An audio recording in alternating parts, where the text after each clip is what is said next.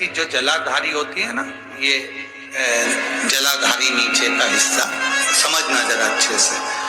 जलाधारी होती है, शिवलिंग अलग से होता है। किसी किसी के यहाँ ऐसा होता है, किसी किसी के यहाँ इस जलाधारी में ही शंकर भगवान एकदम फिट होते हैं। जलाधारी के साथ में शिवलिंग फिट होता है। और किसी किसी के यहाँ पर जलाधारी होती है तो शिवलिंग उठ जाता है, रख दिया जाता है, साफ कर कर वापिस शिवलिंग को रख दिया जाता है या स्नान कराया जाता है तो शिवलिंग रखा जाता है। अब कई लोगों के मन में एक प्रश्न आ जाता है कि गुरुजी हमारे यहाँ जो शिवलिंग है, हमारे यहाँ जो शिवपिंडी है, हमारे यहाँ जो शंकर जी की पूजन करते हैं उसमें जलाधारी अलग है, शिवलिंग अलग है, तो क्या मंदिर में भी कई मंदिरों में ऐसा होता है कि जलाधारी होती है, शिवलिंग अलग से होता है, स्नान कराओ, पूजन करो, आराधना करो, नीचे उसमें जल भर जाता है, दही दूध भर जाता है तो लोग उसे साफ कर देते हैं। इसका महत्व क्या है?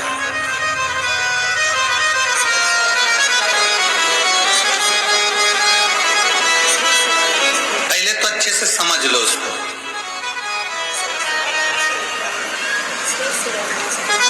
चाहे तुम्हारे घर में पूरा शिवलिंग बना बनाया हो वो भी श्रेष्ठ है, चाहे तुम्हारे मंदिर में घर में जलाधारी अलग हो और शिवलिंग अलग से रखा हुआ हो वो भी श्रेष्ठ है।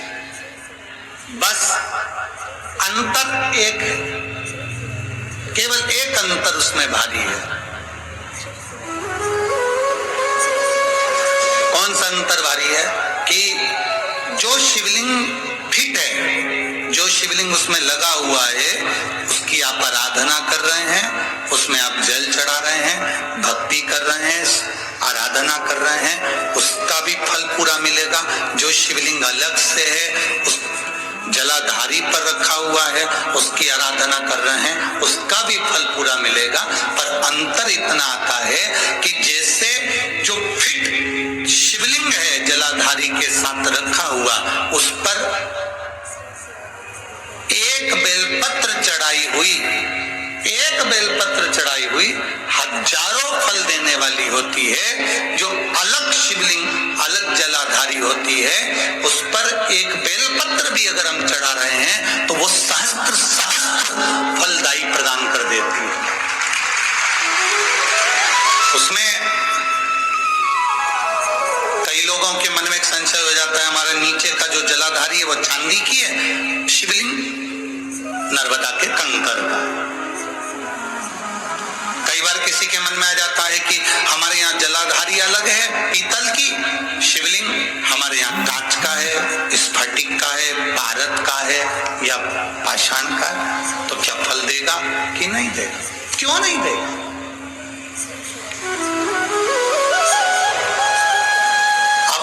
पूछते हैं, गंगा जी के जल को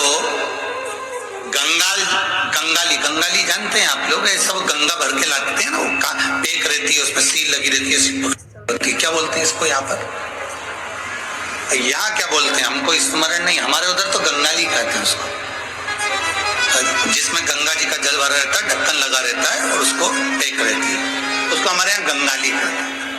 तो गंगा जी के जल को चाहे तुम गंगाली में रख लो और गंगा जी के जल को चाहे तुम पानी के लोटे में रख लो, जल बदलेगा क्या? क्या कहलाएगा वो? गंगा का जल ही कहलाएगा। उसी तरह शिवलिंग चाहे फिट वाला हो, चाहे वैसे ही आप आराधना करने वाले हो, उसका फल समाप्त नहीं होता, वो फल देता ही है। आप कितना सुंदर वर्णन करा। एक बार बाले ने गुरु नानक देव जी से प्रश्न किया, ओ गढ़दानी त्रिकालदर्शी कैलाशी अविनाशी, भगवान शंकर की कथा करें, दिवोदास की धर्म पत्नी अनंग मोहिनी, काशी नरेश की धर्म पत्नी अनंग मोहिनी, और वो अनंग मोहिनी निकल कर जा रही थी। एक बुजुर्ग वृद्ध माता पिता बैठे थे, बूढ़े हैं, कांप रहे हैं,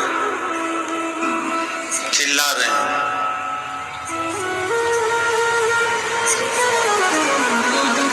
अनंग मोहिनी के कानों में शब्द गए। आपसे अगर कोई पूछे कि शंकर जी पे जल चढ़ाया हुआ घर क्यों ले जाया जाता है, पीने के क्यों काम आता है, आचमन क्यों किया जाता है, जल का महत्व क्या है?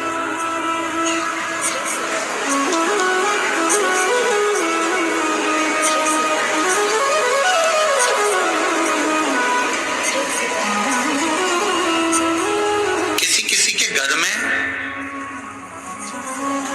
किसी किसी शिव मंदिर में विश्वास पक्का है, तेरा भरोसा पक्का है, तेरी दृढ़ता पक्की है, तो ये होकर ही रहेगा। सब कुछ विश्वास कर। ये जायसवाल परिवार में कथा हो रही है। श्री राजकुमार जी जायसवाल इस कथा को लिए हैं। कलयुग में कथा करवाना बहुत कठिन विषय है, बहुत कठिन। और मैं राजकुमार जी जायसवाल जी को धन्यवाद दूंगा और उनकी धर्मपत्नी सौभाग्यवती श्रद्धा जी जायसवाल जी को धन्यवाद दूंगा कि आप दोनों का जो विश्वास है, आप दोनों का जो दृढ़ता है, इतना विश्वास आपका सालासर बालाजी के प्रति और शिव जी के प्रति इतना दृढ़ है कि भोलेनाथ को आपके यहाँ कथा करने के लिए आना ही पड़ा। ये भरोसा, ये विश्वास। और आप मानेंगे नहीं, मैं ये इस कथा को लाखों लोग आस्था चैनल पर देख रहे हैं, फेसबुक यूट्यूब पर श्रवण कर रहे हैं और कई लोग इस कथा को श्रवण कर रहे हैं। यवतमाल जिले से कई बार कथा के लिए फोन आए। हमने एक ही बात उन लोगों को कही कि भाई ये कथा तो बनी में चली गई है, और वो भी यवतमाल जिले के अंतर्गत, वो भी यवतमाल जिले के अंतर्गत ही आती है। तो कथा तो जिले के अंदर ही हो रही है। उस कथा का लाभ आप सब लो। पर मुख्य एक ही बात कहने में आती है कि कहीं पूर्वजों का भाग्य प्रबल होगा, कहीं तुम्हारे माता पिता का भाग्य प्रबल होगा, कहीं उनका पुण्य भाग्य प्रबल होगा, और आप लोगों के पुण्य की गुल्लक भराई होगी, तब जाकर ये शिव महापुराण की कथा बनने में आई होगी। ये प्रभु कृपा।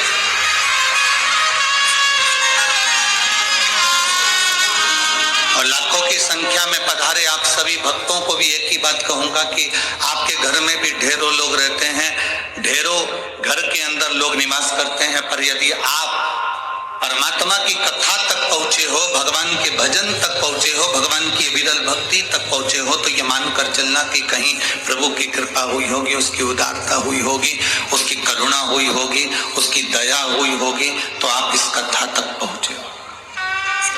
बहुत कठिन है, बहुत कठिन। दुनिया को अपना बनाया जा सकता है, पर अपनों को अपना नहीं बनाया जा सकता। बहुत कठिन है महाराज।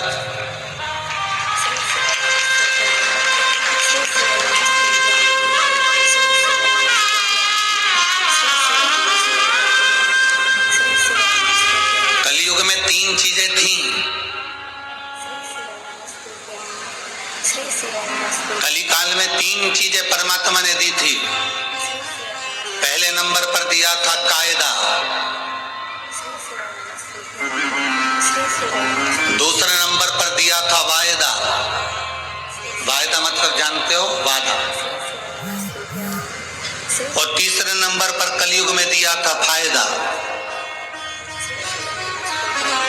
परमात्मा ने 3 चीजें मनुष्य को दी थी कलिकाल में। पहले नंबर पर कायदा, दूसरे नंबर पर वायदा, तीसरे नंबर पर फायदा।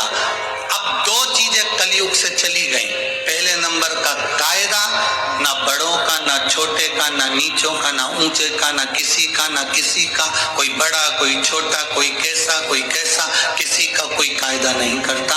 दूसरे नंबर पर वादा, आज के कली काल में कोई वादा नहीं है। कोई तुमसे 10,000 रुपए लेकर चले जाए, तुम वो कह देगा कि हम 15 दिन बाद दे देंगे, कोई वादा नहीं है। महाराज कलयुग में 3 चीजें थी, कायदा, वायदा और फायदा। कली काल में से 2 चीजें चली गई। पहले नंबर पर कायदा चले गया, दूसरे नंबर पर वायदा चले गया। कलयुग में केवल एक चीज रह गई, फायदा।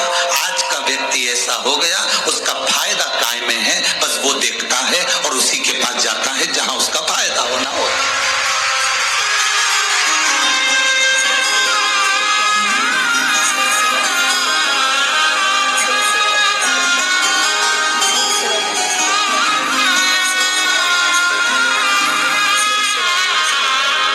थोड़ा सा कायदा करिए, थोड़ा सा सम्मान करना सीखिए, थोड़ा सा कायदा करना सीखिए, थोड़ा सा आदर करना सीखिए, थोड़ा सत्कार करना सीखिए, थोड़ा सम्मान करना सीखिए।